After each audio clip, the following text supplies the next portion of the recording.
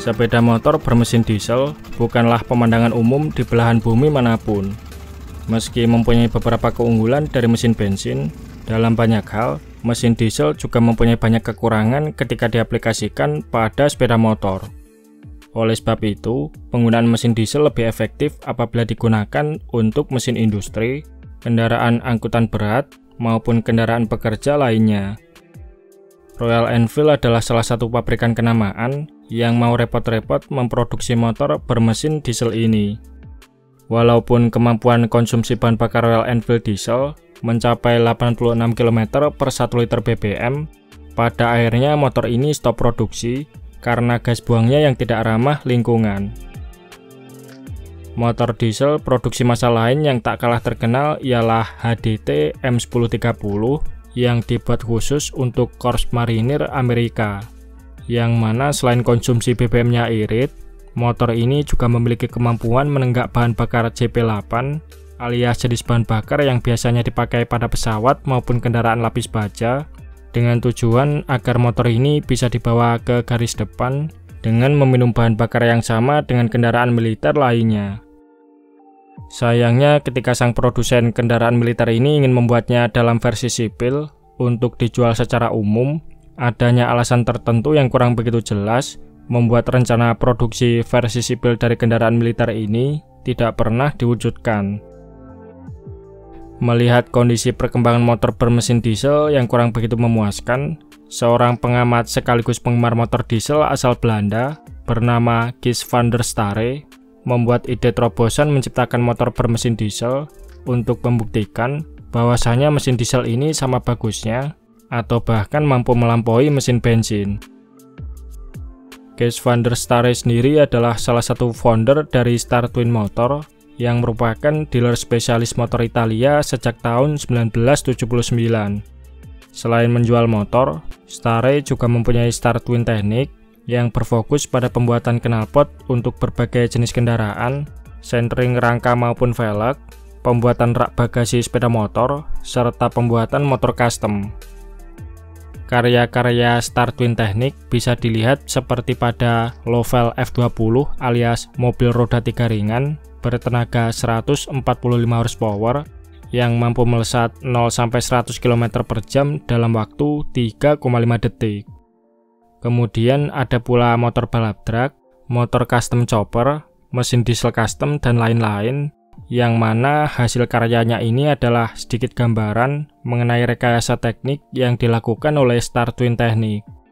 Dan faktanya Star Twin Teknik tidak hanya mengerjakan itu saja, melainkan mereka mengerjakan apapun asalkan konsumen mau membayarnya, termasuk dalam pembuatan spare part motor, bracket custom, spare part custom, dan lain-lain, karena mereka mempunyai moto can need be need, alias tidak ada yang tidak bisa.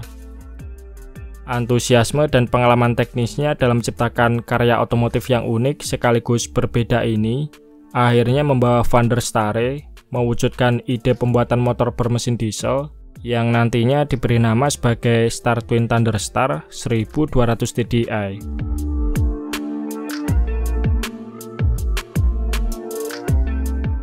Berbeda dari motor diesel lain yang kebanyakan mengutamakan konsumsi bahan bakar irit serta jarak tempuh yang jauh sekali isi full tank, Thunderstar 1200 TDI ini tidak dibuat untuk tujuan tersebut, melainkan konsep yang diusungnya adalah motor diesel bermesin kencang yang siap digunakan balap.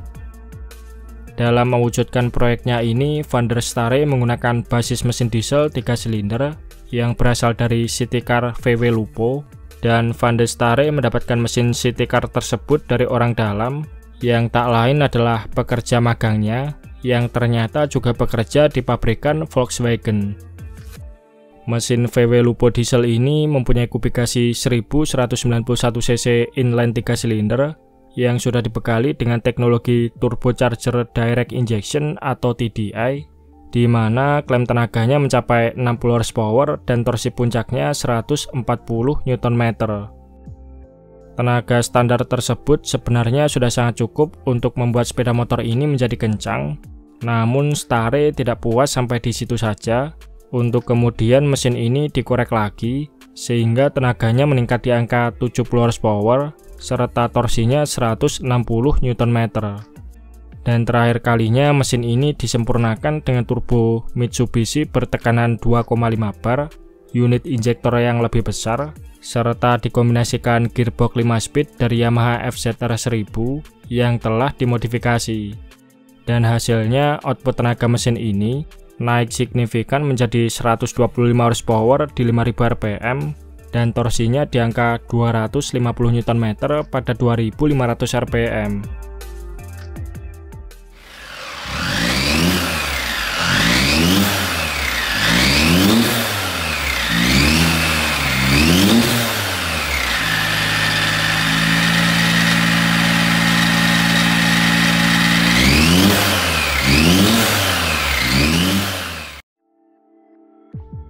Berkat torsinya yang brutal, Thunderstar 1200 TDI diklaim mampu berakselerasi dengan cepat layaknya superbike, dan catatan top speednya mencapai 250 km per jam. Bahkan saking ganasnya, torsi yang dihasilkan pada tiap rentang RPM motor ini cenderung sama, sehingga pengendara tidak akan menyadari gigi persneling mana yang sedang dipakai, mengingat respon akselerasi di setiap giginya hampir tidak ada bedanya. Karena performanya yang luar biasa ini, Thunderstar 1200 TDI dikatakan oleh penciptanya sebagai superbike bermesin diesel pertama di dunia, atau bahkan mungkin satu-satunya superbike bermesin diesel yang pernah dibuat. Alasan kenapa Thunderstar 1200 TDI ini dibuat dengan genre sportsbike dan bukan tipe genre motor lainnya adalah karena menurut Van der Starre, sportsbike adalah mesin yang menantang sekaligus sulit untuk dikembangkan, dan menurutnya mesin sportsbike lebih mudah apabila diaplikasikan ke berbagai genre motor lain dibandingkan sebaliknya.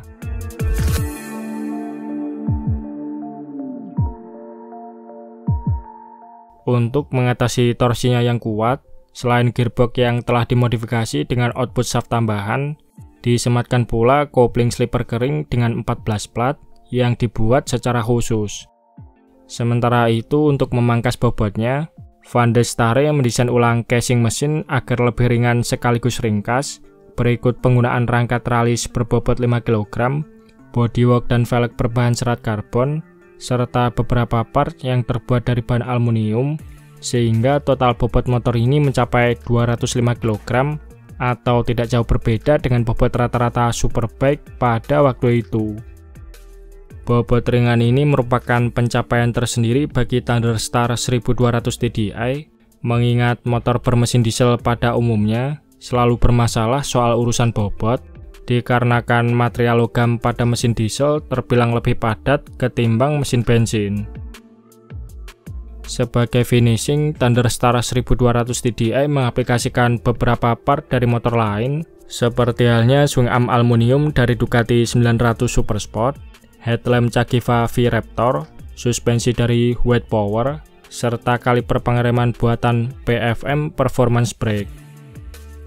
Motor ini akhirnya berhasil diselesaikan dan mulai dipamerkan ke publik di ajang pameran Motorrad Motorcycle Show Amsterdam pada tahun 2005. Namun sayang, setelah prototipe superbike bermesin diesel ini selesai, sang pembuat belum berniat untuk memproduksinya secara massal.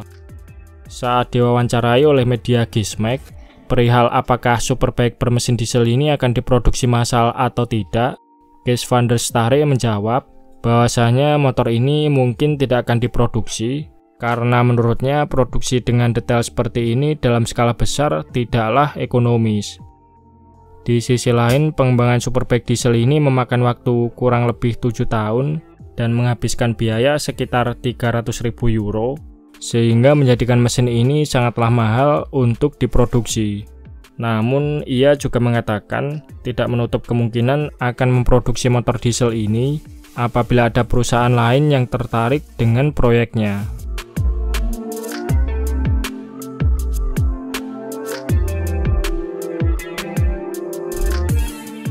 Di tahun 2014, kabar superbike diesel ini kembali muncul di permukaan setelah perusahaan pembuat biodiesel asal Jepang yaitu Revo International tertarik dengan motor diesel ini dan bersedia menjadi sponsor di acara Parade Klasik TT Isle of Man 2014.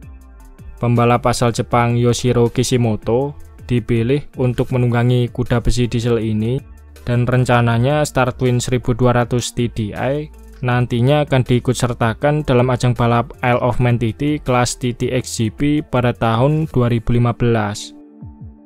Setelah dilakukan pengetesan di lintasan sepanjang 60 km tersebut, Star Twin 1200 TDI mencatatkan kecepatan rata-ratanya mencapai 177 km per jam.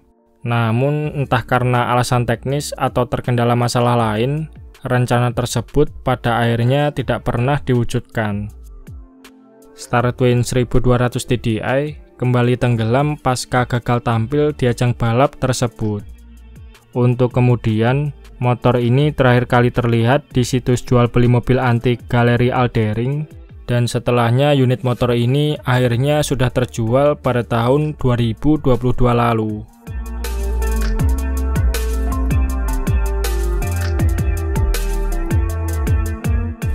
Nah, bagaimana pendapat teman-teman mengenai Superbike bermesin diesel ini? Oke, mungkin itu saja sedikit pembahasan kita di video kali ini. Terima kasih sudah menonton. Sampai jumpa di video-video Bang Rossi selanjutnya.